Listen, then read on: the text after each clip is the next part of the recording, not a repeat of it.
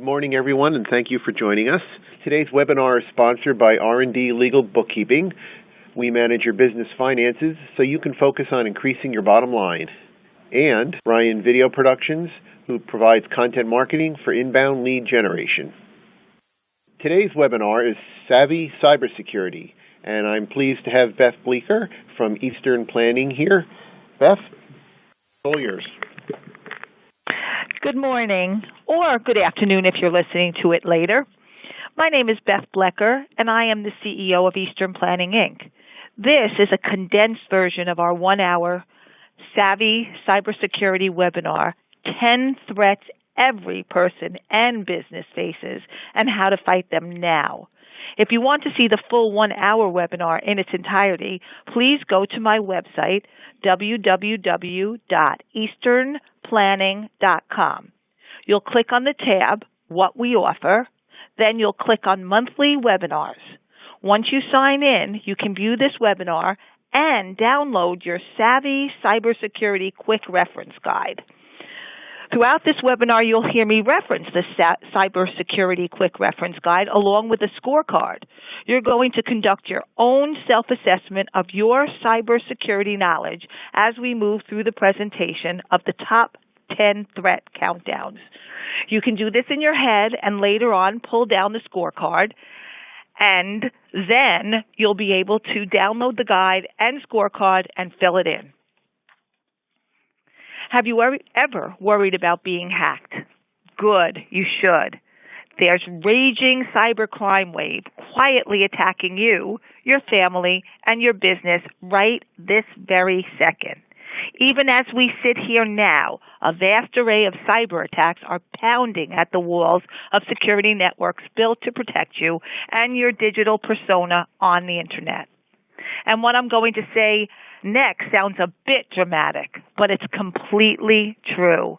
A world of dark forces and criminal networks conspire day and night to steal your username and password, obtain your social security number, open credit cards in your name, drain your bank accounts, and seize your computer to hold it for ransom. Okay, I promise this webinar will be informative, gratifying, and even fun. So let's begin. Each question I will ask requires a simple yes or no answer on your part. So let's get started with your first self-assessment question. It's titled Credit Report. I know the difference between putting my credit files on monitor, alert, or freeze, and I've had my minor children's names searched at the credit bureaus. Go ahead, answer yes or no. Okay, let's get started with the cybersecurity threat countdown. We'll begin with your credit file is open and your child's identity has been stolen. I think we've all heard of identity theft before. It can happen a variety of ways. One common event is that your personal data has been stolen and a cyber criminal opens your credit card account in your name. You don't realize this because your credit file is open and unmonitored, which means that new credit cards can be issued in your name to someone impersonating you. And worse, the ID thieves can do the same thing to your minor children, and many parents never realize it. It's only discovered in adulthood, and 500,000 children per year get their identity stolen. Global credit card payment fraud amounted to $11.3 billion in 2012, and the U.S. accounted for nearly half of that total. So you can see the seriousness of the problem. What should you do? Freeze your credit and check your child's status. You only have one really safe option when it comes to handle your credit files at the three big credit bureaus. That's called credit freeze.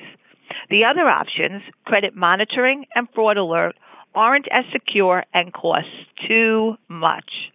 With a credit freeze, no new credit can be opened in your name without you lifting the freeze with a PIN issued by each of the credit bureaus, and you do it separately. That gives you complete control. For any child, you need to have the credit bureau's databases searched to ensure the child has not already been impersonated.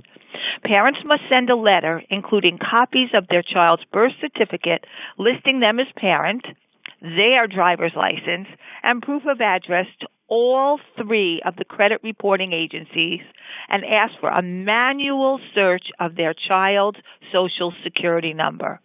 Hopefully there won't be a file in your child's name, but if there is, you can freeze the file and investigate what happened.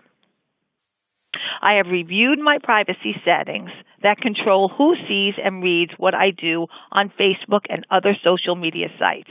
Answer, yes or no, and we'll proceed. Your privacy settings on Facebook and other social media are open. Many people have no idea that their social media profiles are open to the public. And with 1 in 6 people on the planet with a Facebook account, that's a lot of openness.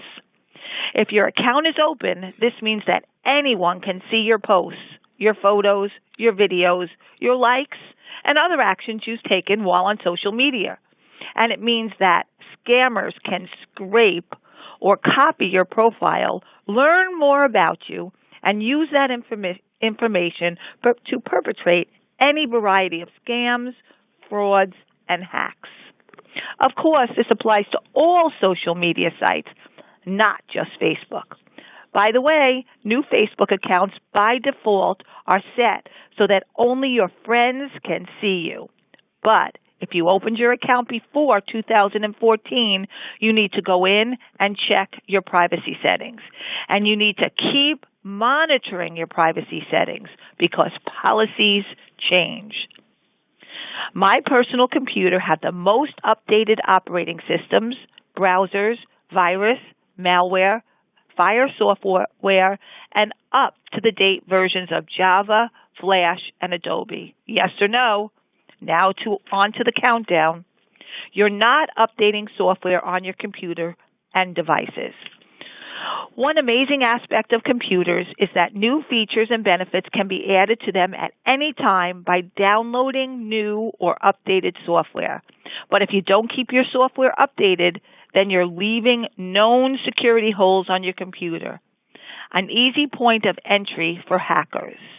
And many people disregard updating their software.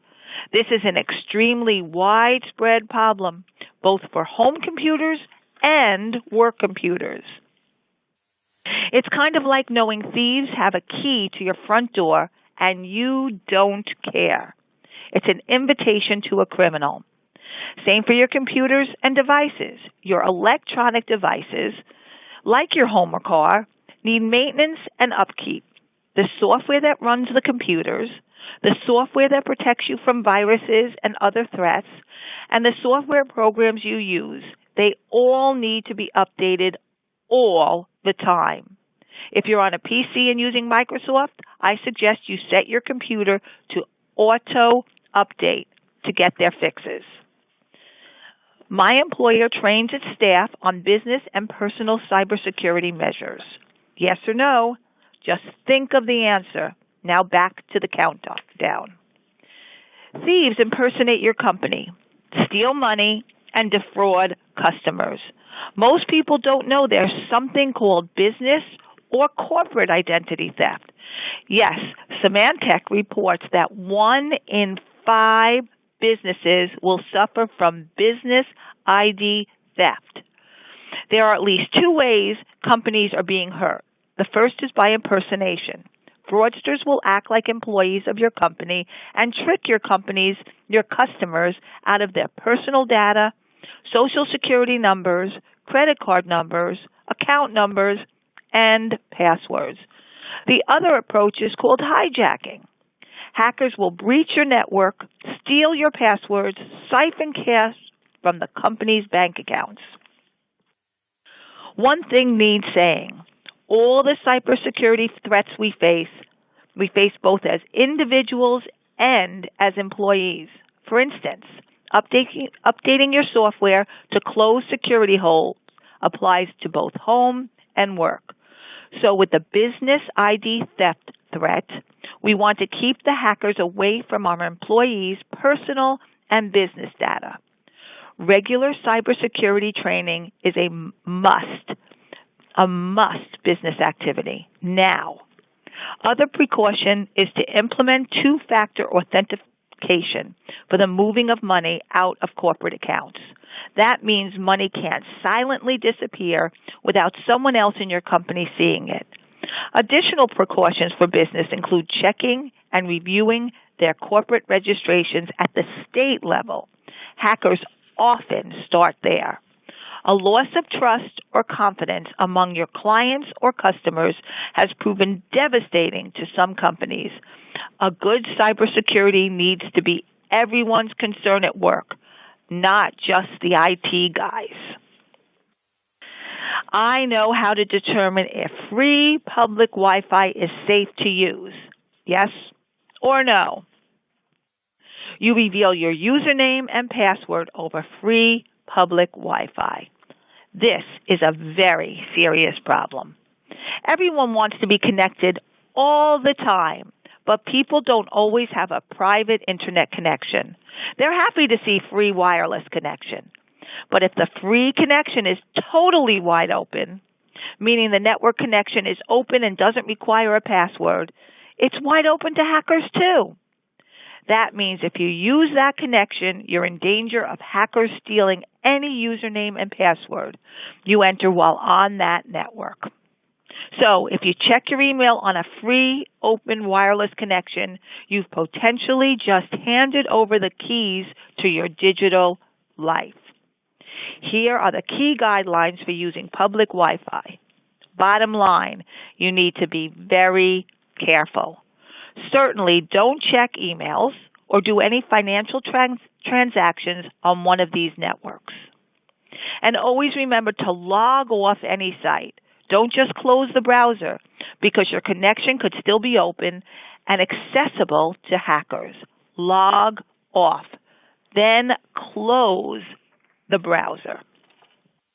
Please, this is imperative. You have to make sure your own home and business Wi-Fi network is secure.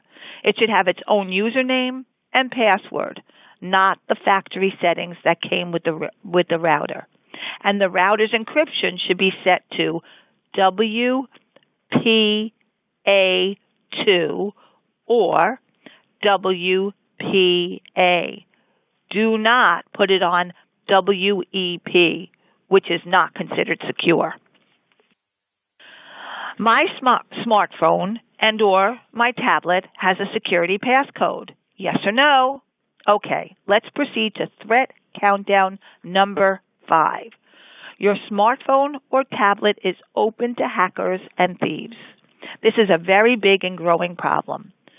Smartphones and tablets are easy marks for thieves. 3.1 million stolen in the U.S. alone in 2013. People are often very casual about how, when, and where they use them. They are likely to have sensitive personal and work data on them, including access to banking, credit, and bill-paying apps. The big problem is people don't put a simple passcode lock on the opening screen. I see there's a question, but if you don't mind, I'm going to wait till the end so I make sure we get all the countdown done, and then we'll go back to the questions. Remember, the big problem is people don't put a simple passcode lock on the opening screen, and they don't enable these devices with a Find Me or Locate Me app that can be used to trace their location if lost or stolen. Thieves want them for both the device and instant access to their data and services. This is an easy fix. You see it right there. Get the passcodes on the devices. Add the tracking app so you know where your device is, or simply erase the data on it from another computer.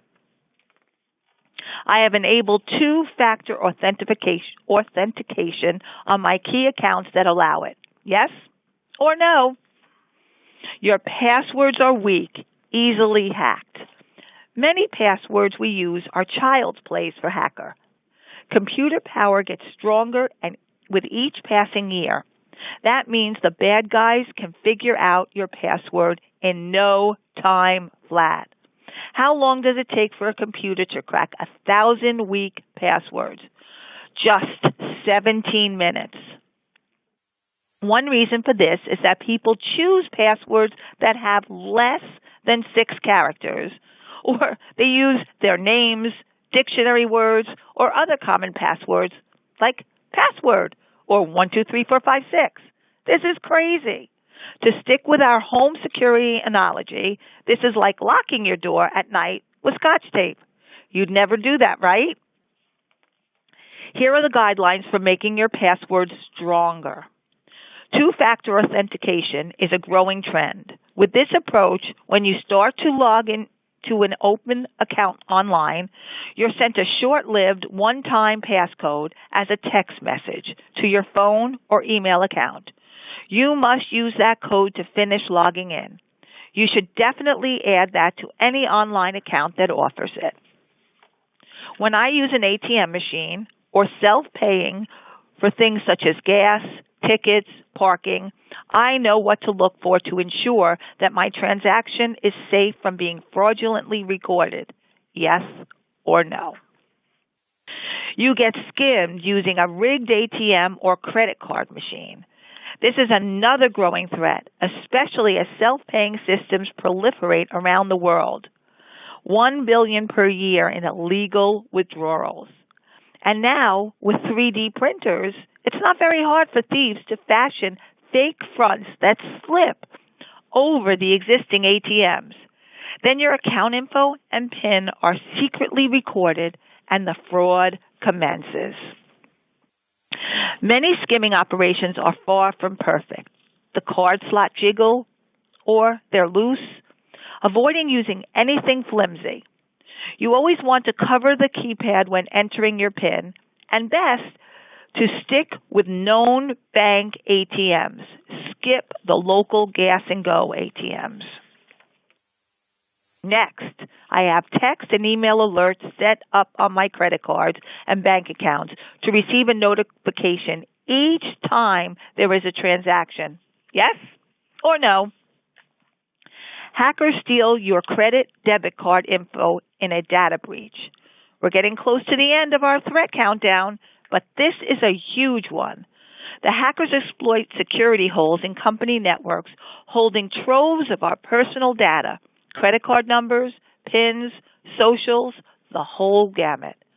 The Target breach a while back really highlighted the problem. More than 40 million names stolen. What about the steal of the government information? A week hardly goes by now without news of a new data breach or vulnerability. Basically, no one is safe from data breach and possible ID theft. So what are we going to do individually? The response is really a must, and it's a good one. Add text or email alerts to credit, debt, and bank cards because it leverages the technology.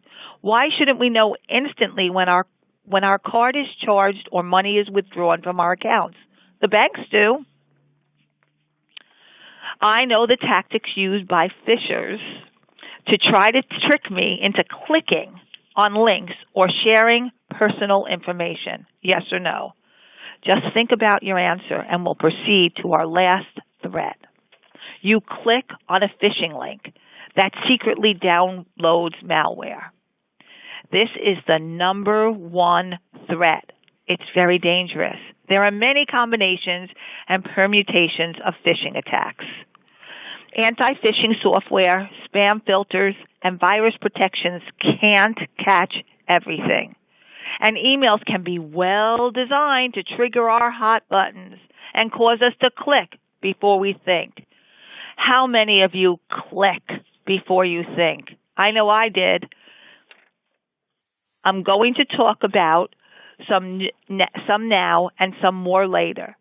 Questions, check, confirm before clicking. Don't click. It needs a lot of attention because it's one of the most difficult to guard against. One chief warning to remember: no legitimate company you do business will send you an email unprompted and tell you to click through to your account and then make changes or updates. But you may very well get some very official-looking bogus emails from banks, credit companies, and other outfits that ask you to do just that. Be skeptical. Don't click. Investigate. Because the phishing attack threat is so great, we're going to spend a little more time on it now and even more later. Get suspicious of these signs. Being safe from phishers requires detective work. Here are a few common signs that should trigger your suspicion. There's a sense of urgency in the email or subject line, such as alert, update, or you must act now. It doesn't use your name. It refers to you as customer. And it tells you to share or update personal data, such as account numbers or your Social Security number. If you find any of these true, do not click. Investigate more. Examine message to discover the real sender.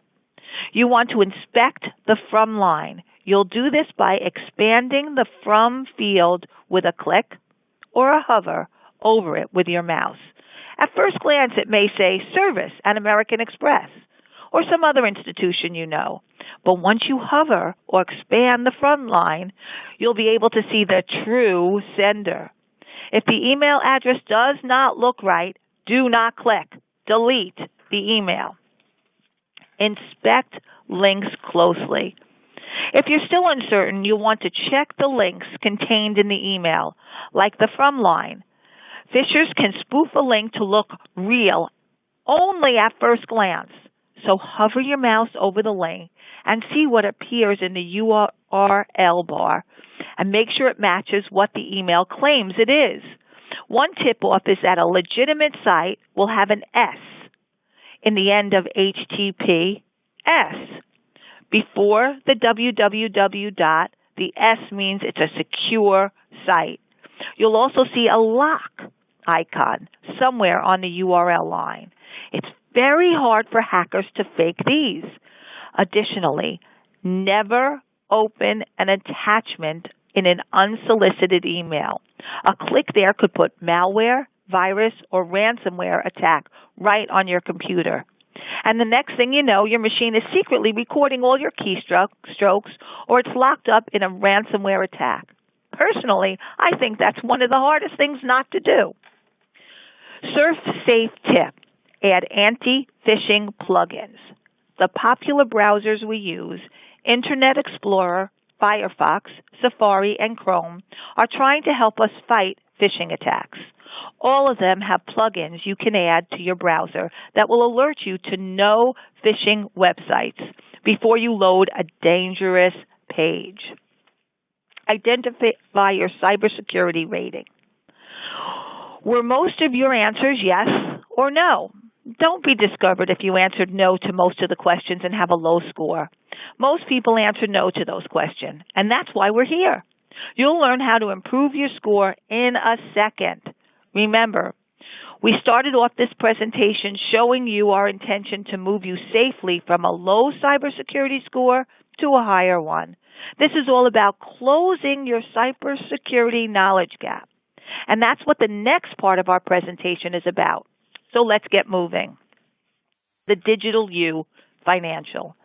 And when we get right down to it, of course, the things people really want to protect are their financial ones. Digital you and the cyber surrogates. You are represented online, not by yourself, but by your devices that act as your surrogate. You can't shop at Amazon. Only a digital device representing you can access your Amazon account and do that. So here we see our devices. They must be treated with the utmost caution and security because they are you. We must protect our devices. So our first principle involves protecting our devices. That means all your devices, phones, tablets, computers, the hardware that will represent you in the cyber world. Do that. It will only take about 2 minutes, and it will boost your cybersecurity score by 5 points. Updating all your software always adds 10 more points to your cybersecurity score and should take you only about 5 minutes. Principle 3, connect your devices only to secure public and private Wi-Fi. With your devices protected and updated, you're almost always safe. But now you need to ensure your connection to the Internet is safe at home and in public. Again, takes very little time and adds another 10 points to your cybersecurity score. Keep your password strong. Principle number 4. Now your devices are ready to safely venture into cyberspace and retrieve data and exchange personal information. But you'll need strong passwords. Passwords open the doors to the digital you, so you must keep them strong. That's another quick fix, and it's 15 cybersecurity points. Principle 5. Monitor all your financial transactions via instant text or email alert. Now you're ready to conduct safe e-commerce over the Internet. But you won't have a real peace of mind until you're getting real-time text or email alerts on your financial accounts. It's easy, and it raises your cybersecurity score another 10 points. That covers the protections we'll need in place as we present ourselves on the Internet. That leaves 2 other areas to address. Freeze your credit file. We don't want people taking credit out in our names, so freeze your file. You can always change it later. That takes minutes, and it adds 15 points to your cybersecurity score. Principle 7, examine messages and inspect links. Never trust requests for personal data. Our final principle, as you can probably guess, involves phishing. We spent a lot of time on it. I think you know what to do. Email your email. Examine, message, and inspect links. This one you need to practice every day. But it's good for 15 cybersecurity points. 1 hour to Savy Cybersecurity. It's my hope you'll take the time to implement all the actions embedded in the 7 Savy cybersecurity principles. If you do that, we estimate that it should take you around an hour in total time, and you'll boost your cybersecurity score up over 85, a very good place to be. The core actions in the principles representing the most bang for your buck, but they don't cover everything you may want to do. So back to the cybersecurity checklist. That's why before you create your action plan, I'd recommend you read through the cybersecurity checklist, which starts there on Section C of the Savvy Security Reference Guide, which you can download, as I said before, on www.easternplanning.com. That will prompt you to think about your situations and offer specific actions to include in your action plan. Please complete your action plan now. That's up to you, and we're trying to make it as easy as possible.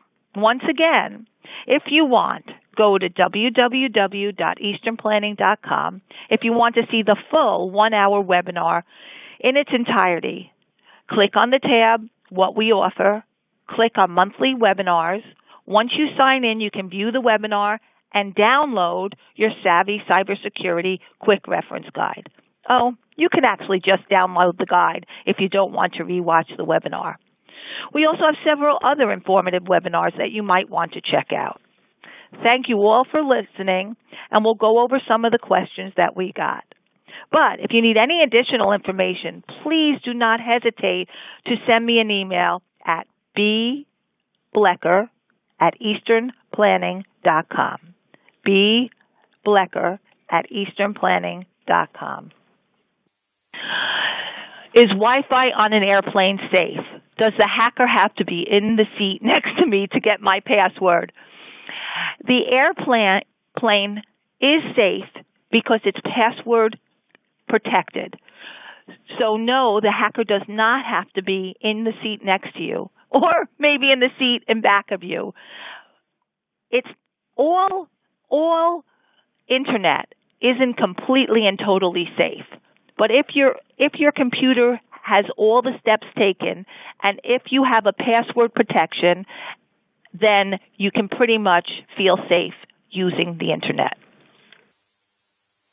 We've also had some questions that came in by email.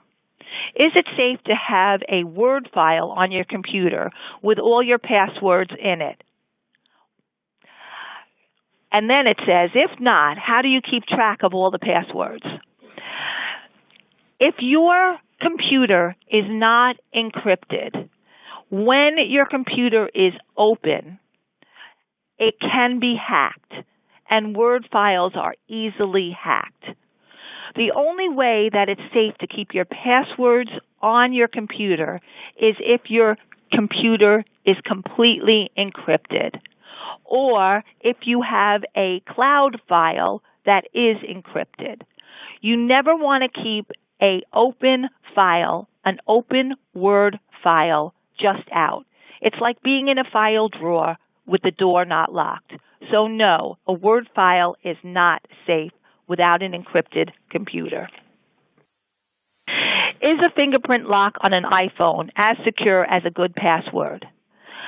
Yes, the iPhone is one of the most secure devices that we have right now, and Apple is doing a very good job at making sure it keeps its data as safe as possible. And the final email that I have right now is a Gmail or a Yahoo email more likely to have a virus than an email received at my office? The answer is it depends on the computer. If the computer is secure, the email will be secure unless it's from a hacker. Remember, make sure that you hover over the address because any computer is subject to getting a virus or getting a bad email. But receiving it at home is not different from receiving it at the office. That's all we have for now. So thank you very much for listening. And remember, if you have any specific questions you want me to answer, bblecker@easternplanning.com. Beth, thank you for that great webinar. I'd just like to make a note to any of our members that in order to present a webinar, you just need to be a member of the MRCC. We will be posting all webinars on mawa.com for future viewing. And if you'd like more information, please call the Chamber office at 201-529-5566. And thank you for listening.